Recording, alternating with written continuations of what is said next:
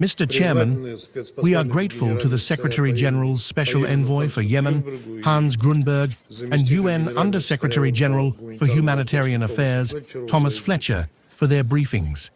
We also listened carefully to the representative, Dina El-Mamoun. The Security Council has been closely focused on the nearly 2-month-long confrontation between the United States and the Yemeni Ansar Allah movement. According to media reports, the death toll during this period has exceeded 200, with several hundred more wounded. The US carried out missile and bomb strikes on the territory of sovereign Yemen almost every night.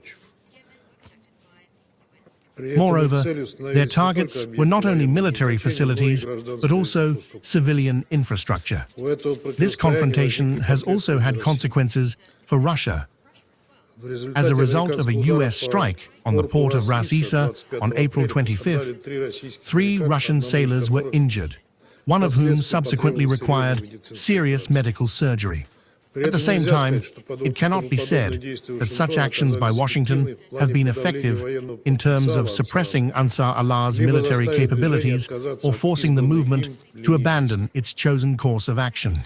Here, one cannot help but recall the failed experience of the team under the previous US President, Joe Biden, which also waged a year-long, unsuccessful war against the Houthis. The only outcome of the prolonged bombing of Yemen has been the further rapid deterioration of the country's already dire humanitarian situation, which has nearly regressed to the levels seen before 2022, the peak of the Yemeni conflict. Against this backdrop, many specialized NGOs have been forced to cease operations and leave Yemen, a situation made even more acute by the UN's suspension of humanitarian operations in certain regions of the country. Catastrophic damage has been inflicted on infrastructure used for humanitarian purposes, including the port of Hodeidah, through which the lion's share of humanitarian supplies flows. This turn of events, coupled with the still unresolved issue of UN and other personnel detained by the Houthis, could become another factor severely complicating humanitarian work in the country.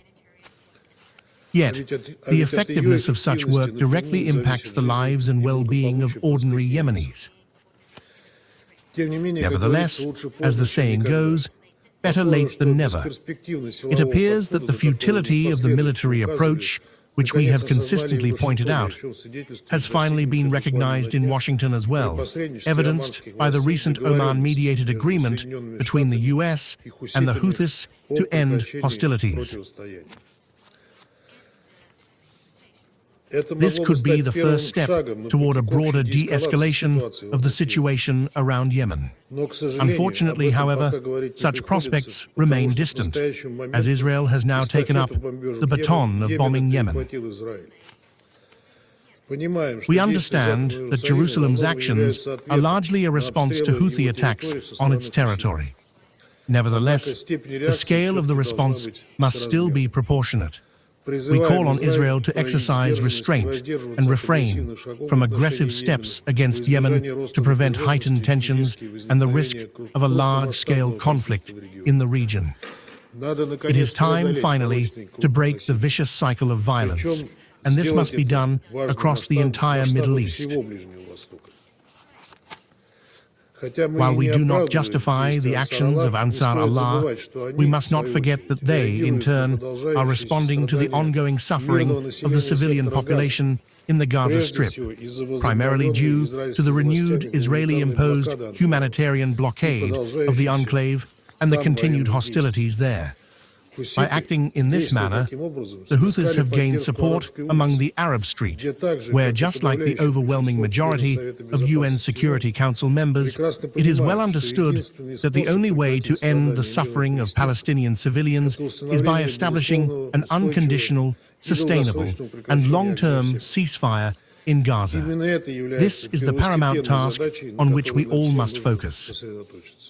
We discussed this in detail yesterday during the briefing on the humanitarian situation in Gaza. Resolving this issue is precisely what will ensure Israel's security from further attacks by the Houthis. Mr. Chairman, we remain deeply concerned by the gradually escalating internal conflict in Yemen as well.